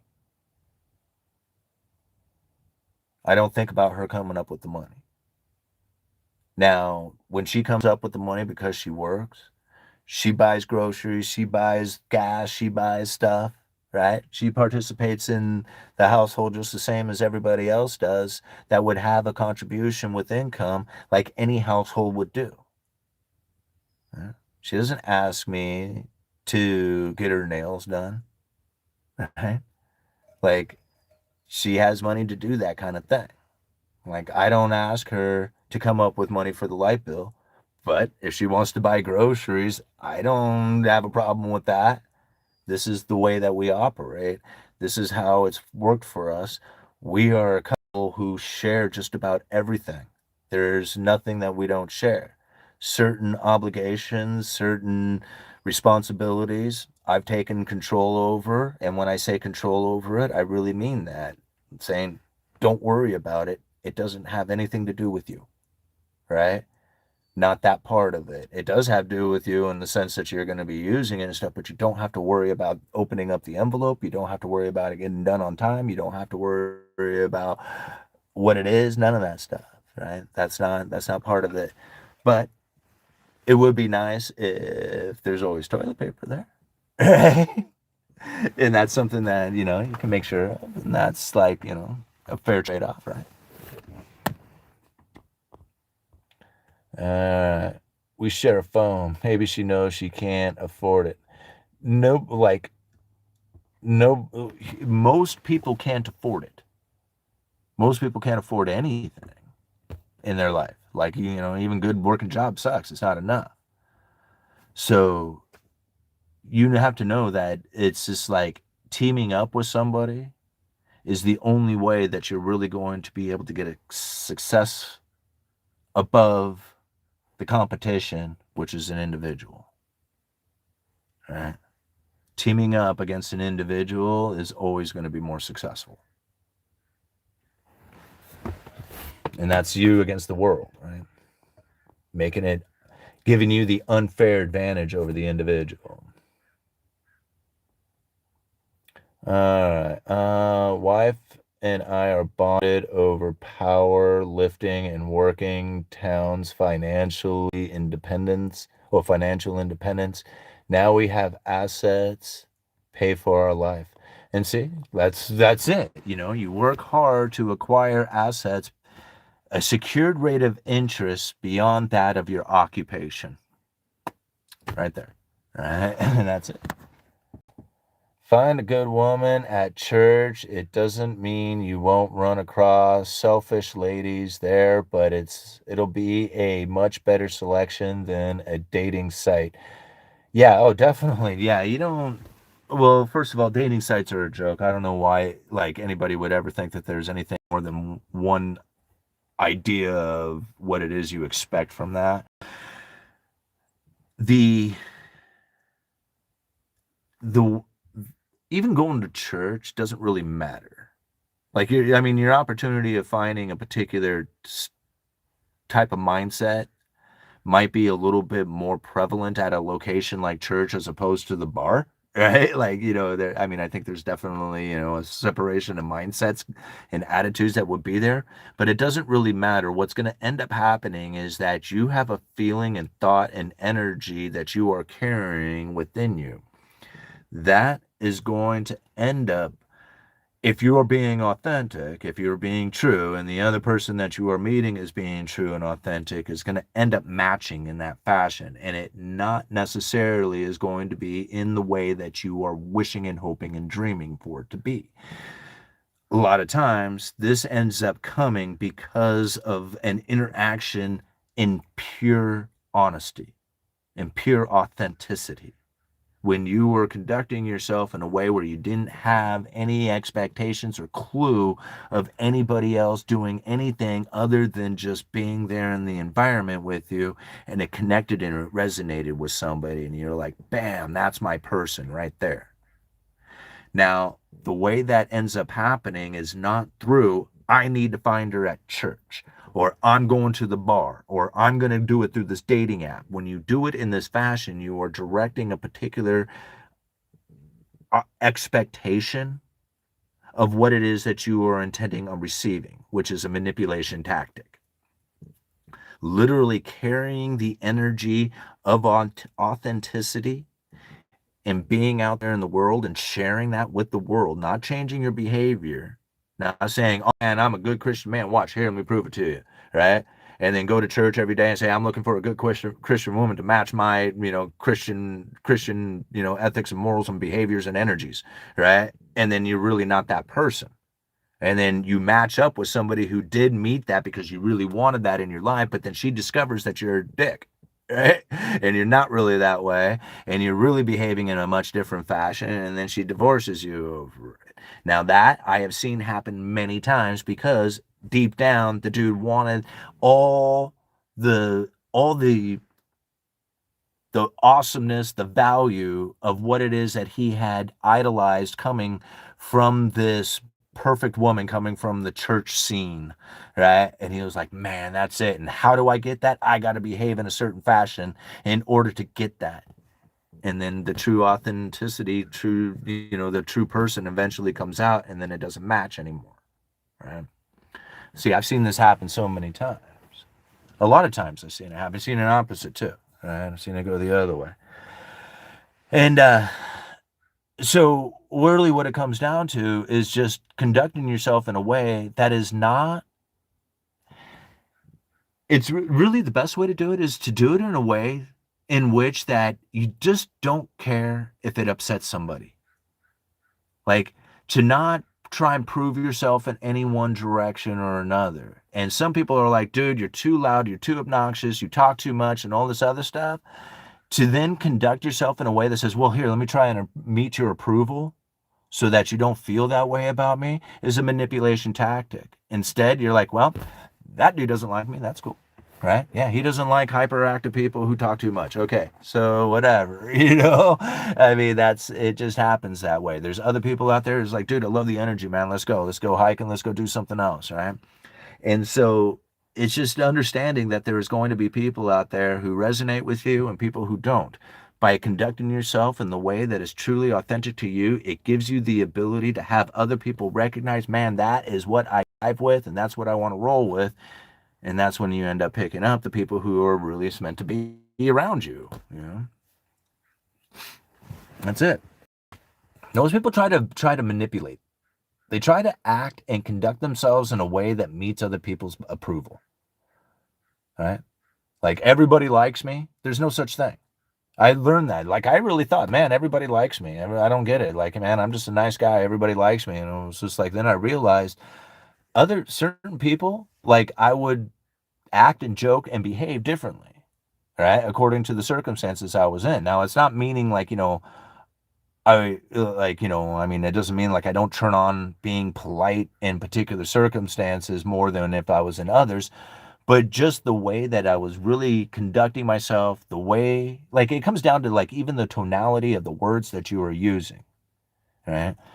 When you conduct yourself differently to meet the approval of other people, to meet particular situations, to make sure that, don't step on eggshells and kind of like don't upset and do those other things. Like, if you're not worried about upsetting somebody because of the way that you are naturally being, somebody says, dude, you're whatever, you're acting, a fool.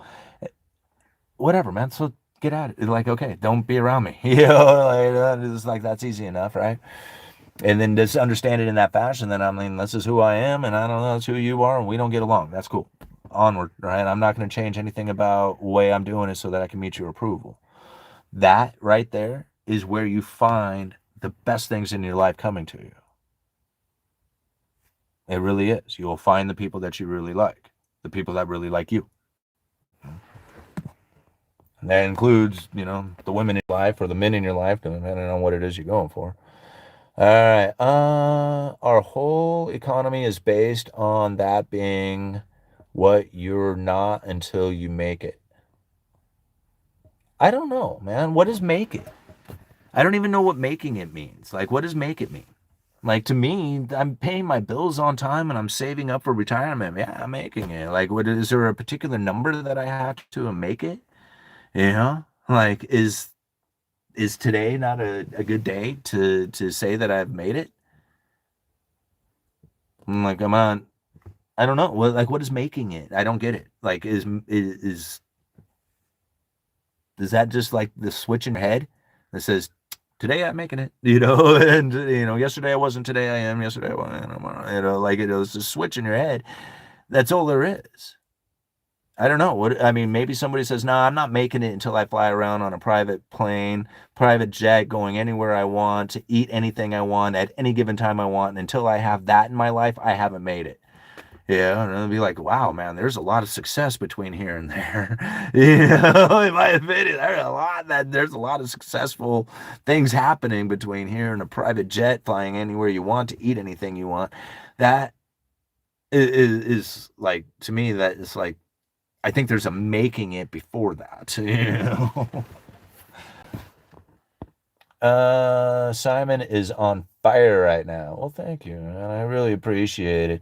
We're an hour and 34 minutes into it with 306 people watching, 168 likes, and $16.90 in super chats because you guys are always so supportive of the channel, and I thank you so much. And I really enjoy these conversations. I really enjoy like sharing the theories, the ideas, the, underlying economic forces, how it is that we recognize them, what it is that we need to do, and then the discussion that is occurring because of that. Man, I can do this all day. All right. You breathing and moving and woke up. You made it. Well,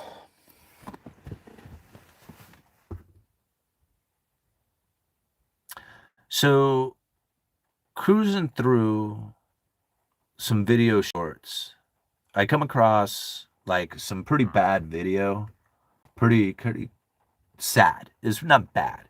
It's sad. It's sad video of essentially like a death row, right? Skid row. I'm sorry, not death row. Skid row, right? And you got like all these people who are super addicted to drugs.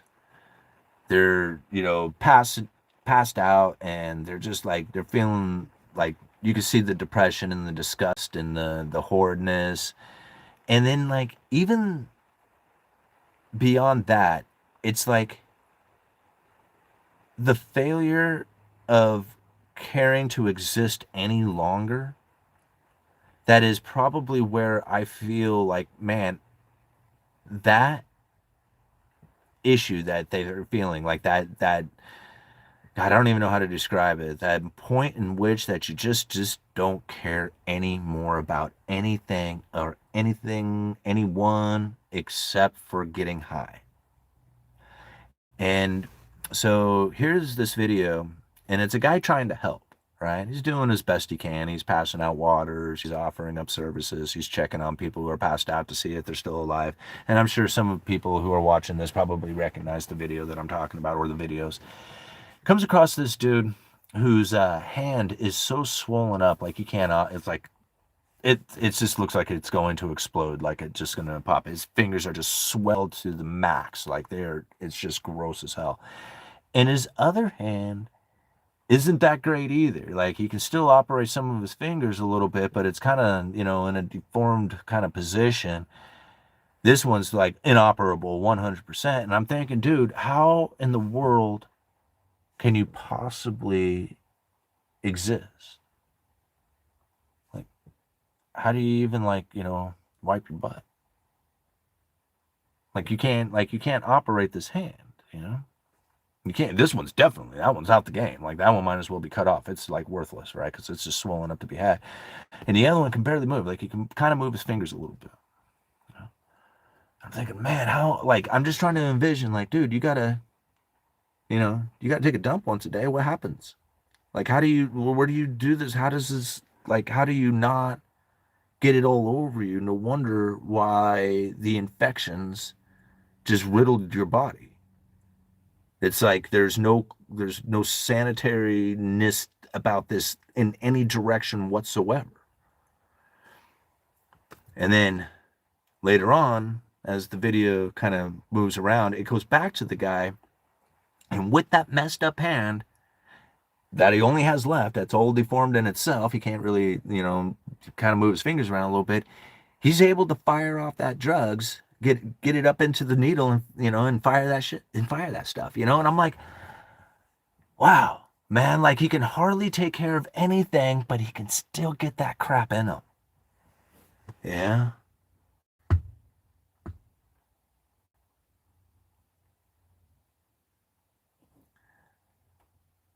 See, that's like when I see stuff like that, I don't even know why I watch videos like that. To remind myself of where it was that I may have been headed at one point.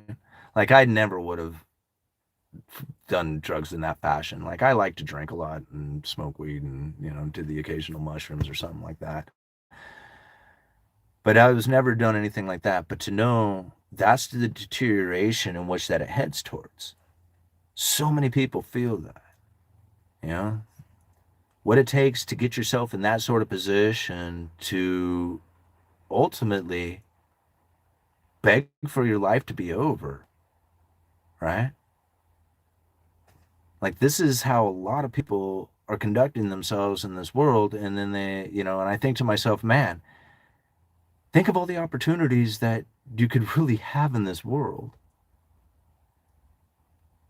Here it is, this, sitting on the ground, filthy, infected, high, and then there's this beautiful existence that could happen.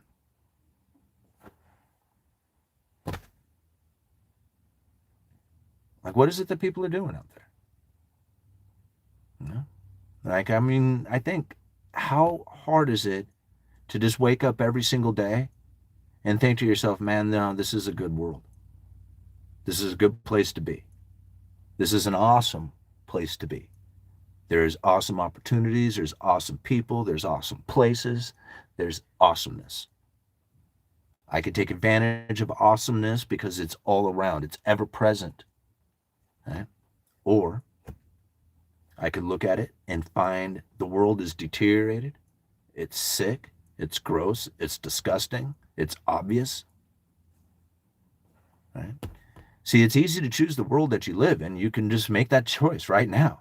You can just make the choice. Man, I want to go and be a druggie on the streets and live in filth and disgustingness. Or I want to figure out new skills, new opportunities, new networks, new incomes, investments.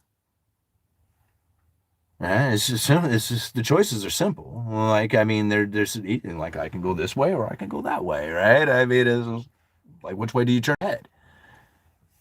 Most people don't want to deal with any of the work. None of the work. They just want to get high and call it good, and then wonder how come it's so hard out there. And I think it's hard. Everything.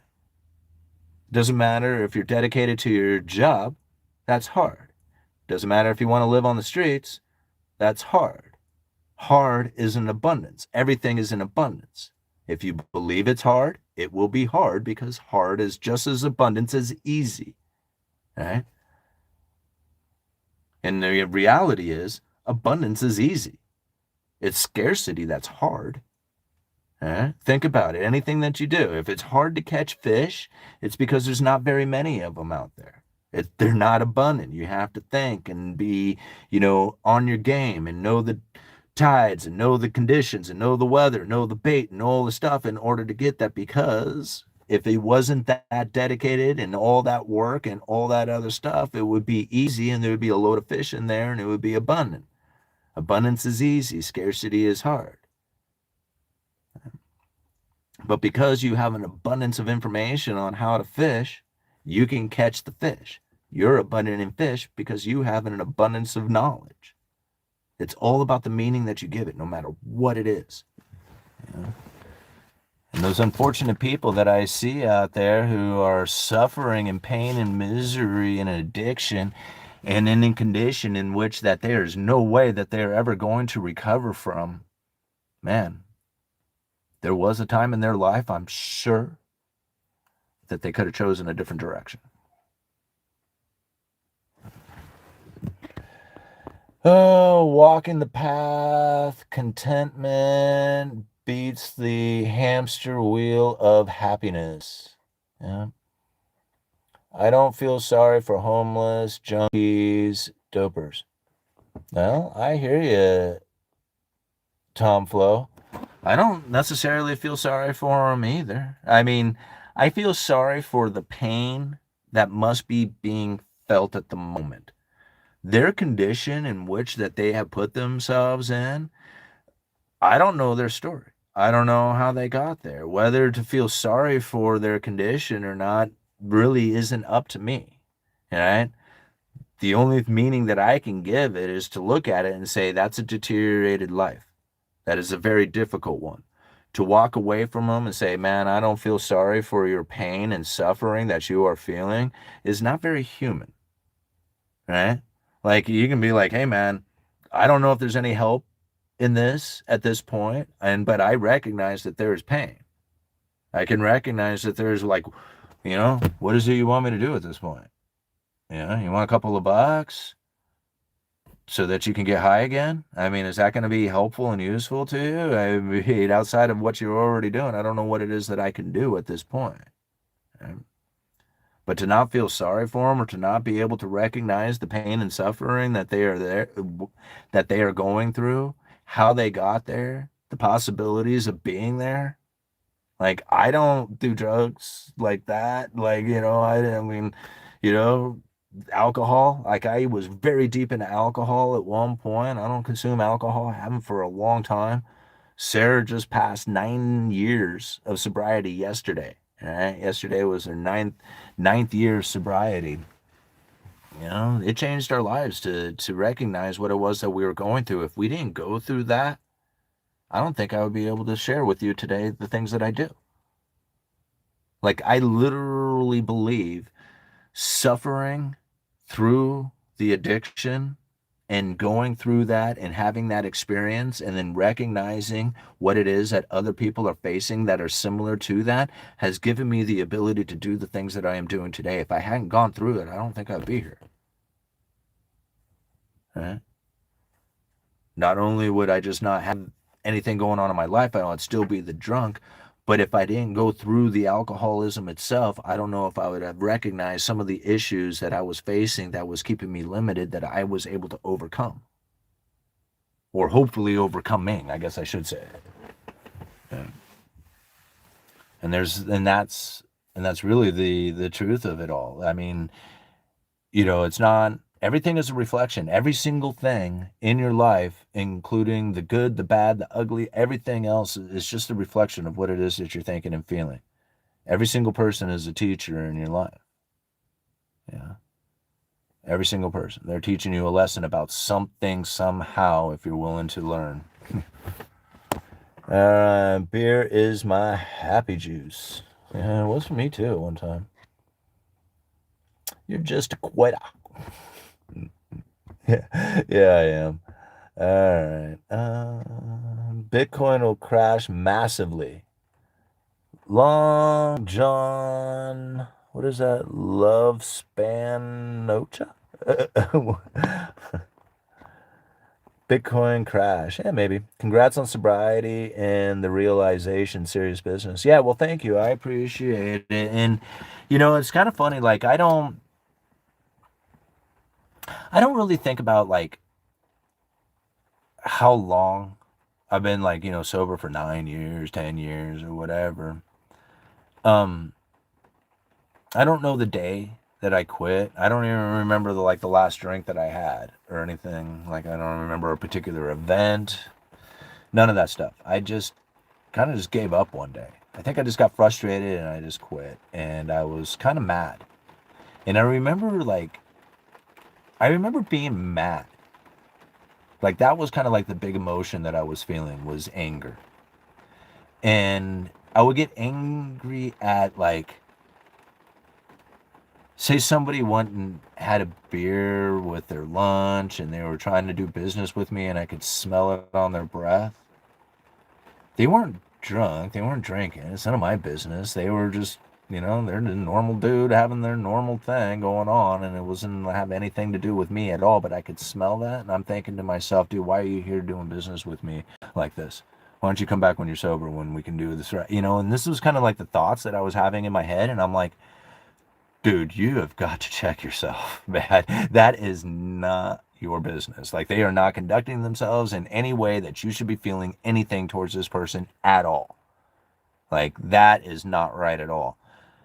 That right there was hard for me to deal with, all right? Because I was seeing the worst in myself within other people. Like, I would try to conduct myself while drinking. And I would drink beer and then go and do something, try to, go and do business somewhere or whatever. And I was finding that to be the worst in my own behaviors by seeing that.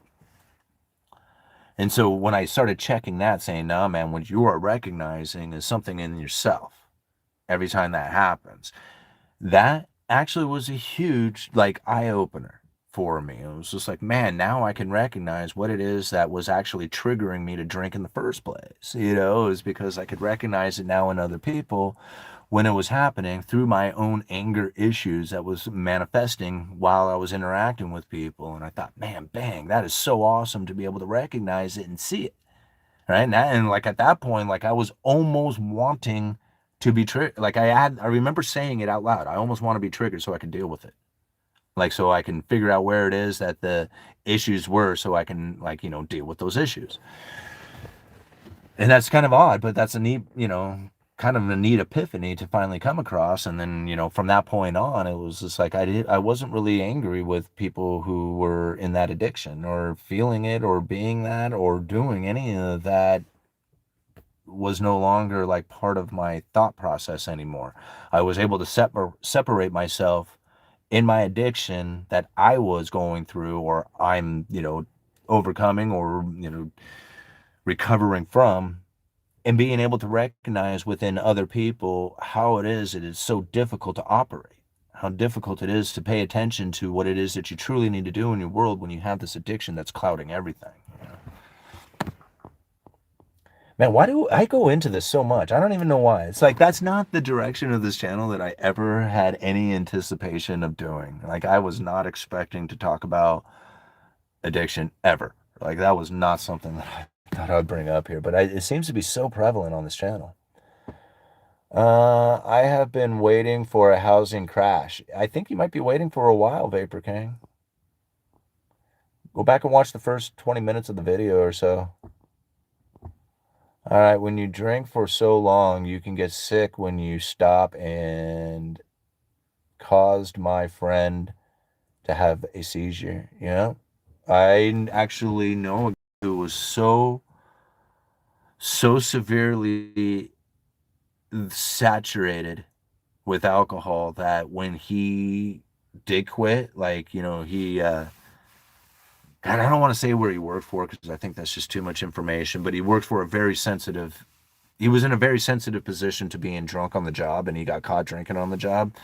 And they were like, if you do not go to rehab and quit drinking, like you have no other choice, you have to do it. And he was so saturated at the point at that time that when he did give up, his organs couldn't handle the shock of it, and he wasn't going through seizures, like he just died, right? Like I don't think he lasted but a week of not drinking. I don't even think it was that long. I think it was just a matter of like 4 or 5 days, and his body, and it's so strange to think, isn't it? It's like it's so odd to think that you can be so consumed, or you have consumed so much alcohol on such a continuous manner that the moment that you stop, it kills you.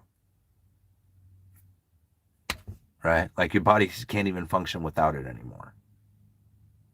So strange. Like something that's so poisonous has no need at all within any realm of the possibility of imagination needed in your life as far as the consumption of it. Your body can grow in such a condition that if it doesn't have it, it fails. Like it's probably going to fail anyway, but it fails without it. That is so odd to believe that can be an occurrence. But I've seen it, and I've actually witnessed myself. We picked up this girl, took her to a place in Portland. It was probably, I don't know, maybe in 2-hour drive from the place that we picked her up to the place that we dropped her off. I didn't see her consume anything the entire time, but she was in the back seat of our Explorer, and she was essentially passed out back there. And at one point she came to, and she thought that she was in medics. She thought that she was being transported. That's how many times she had been through this routine, but she thought that, I mean, I don't know why I'm laughing. It's not funny, but that's really, she was like asking if she was in medics, and was like, no, this is where you are. This is where you're going. And she was, oh, thank you. Okay. We get her to this facility. She gets out of the vehicle with her own, with nobody, without assistance, right? She got out. She, thanked us for the drive or whatever, and, walked into this facility. And so we went home. So the next day, we called to find, just check on her, see how everything went. And they were like, oh, well, we did a blood alcohol test and she had so much alcohol in her system that we didn't know if she was going to die with us. So we took her to the emergency room where, she was dealt with there. And I'm thinking, holy crap. Like, this girl was on a 2 hour drive with us. She was passed out at one point. She woke up and was talking with us, kind of, was coherent enough to, like, explain where she was at, or we were able to explain where she was at, and then had enough balance to walk into this building. And she was so drunk that they literally took her to the emergency room because they thought that she was going to die with the level of alcohol that she had in her system. It's amazing to see how saturated people can get and still function. Like, literally, like, I remember just being so drunk, like, I can't even stand up. I can't get on a bar stool. Funny, right? But these people are literally walking and talking and communicating with people with such an amount of alcohol in their system that it could literally kill the average person. That's strange. That's so strange to think. Anyway, that girl died a couple of weeks later.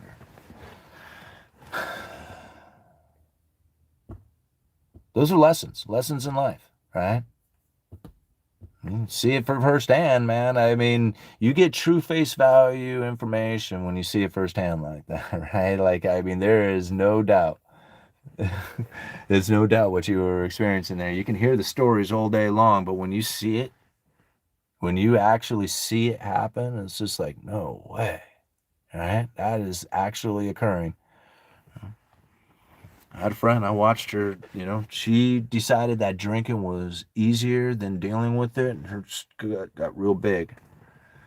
That liver just swelled right on up. One day she wasn't around anymore. Just simple as that. I'm talking to her like every day. And then that was it. One day that we couldn't talk to her anymore. It was over.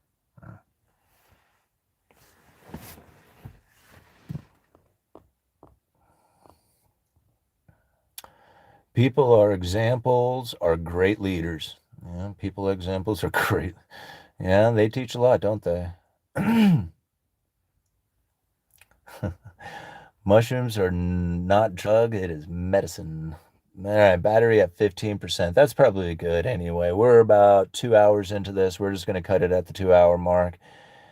It's when they're isolated, then it's bad, right? Small town America has a substance abuse problem that needs to be addressed. Involuntary commitment needs to be reinstated. Huh. There would be less substance abuse if we fixed family court. I don't know, guys. I don't know. I don't think it has anything to do with anything else outside of anybody's ability other than the individual within themselves. That's the difference. There's nothing you can do on an external. I don't care how hard or how much force or anything. People who have really never truly been hardcore addicted, or even really addicted at all, they don't understand. I don't think they understand that there is no external force that is going to change anything about that addiction. There's no law. There's no story being told. There's no church group. There's nothing. There's literally nothing that can do anything for the individual who is addicted. Because I guarantee you, they will act, behave, conduct themselves in a way that meets your approval in order for them to get the ability to get the next high. They will do it every single time. That person that you love so deeply, that you want to save so much, when you try so hard to try and do everything that you can in order to find a better way for them, will fail miserably every time. They will disappoint you. They will break your heart. They're not being mean. They're addicted. It's a difference. There's a huge difference inside of that. The only thing that can change that is what it is that they are feeling and having as far as their energy inside of them. That's it. That is the only thing. They have to make that choice for themselves. You can't do it for them. You can provide them with all the best opportunities in the world. They won't take it. All right? Go and watch those videos. That guy, he could barely operate his hands. The only thing he wants to do is get high. Right? He doesn't want a better life. I mean, he says it outright. I wish I had a better life, I'm sure. But he doesn't. He wants to be able to get that needle filled up with that junk so that he can get it into his veins. That's it. Everything else is secondary to it. All right. Moving on. Ancient bread contained pot and shrooms. It's bread Jesus broke, Last Supper. Jesus is that. And what is that? Anointment? Bread of life, cannabis, shrooms, edible, Jesus saves. Well, I mean, there is something in the Bible about how God put all, what is it, seed-bearing plants and things on the earth for us to use. I don't know what the exact quote is, or the Bible verse is, but there's something in there about that. So, All right, I remember when Spokane was affordable.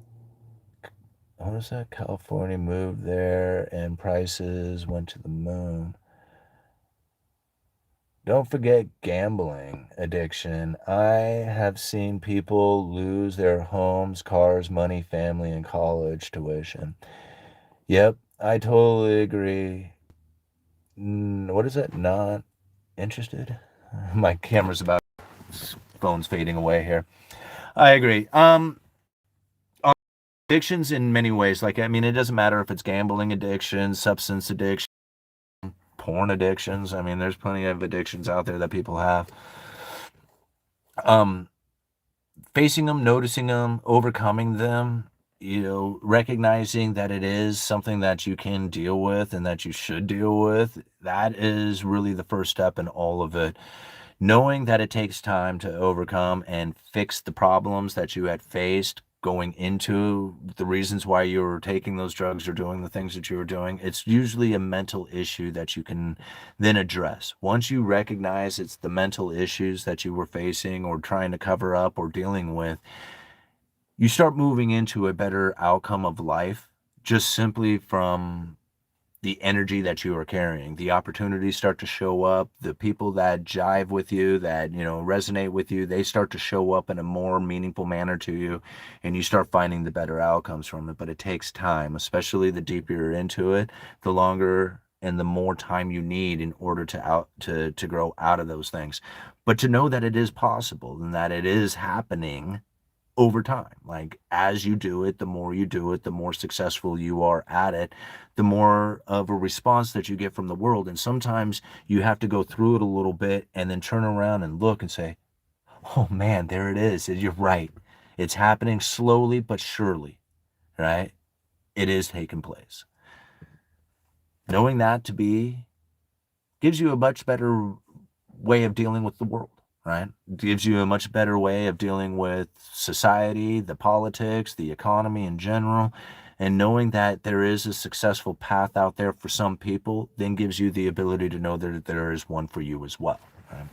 And that's what we do here on this channel, is try to share these sort of feelings and thoughts that we are carrying within us every single day that then gives us the appropriate ability and path of starting that business or doing those investments or making that new partnership and building that network.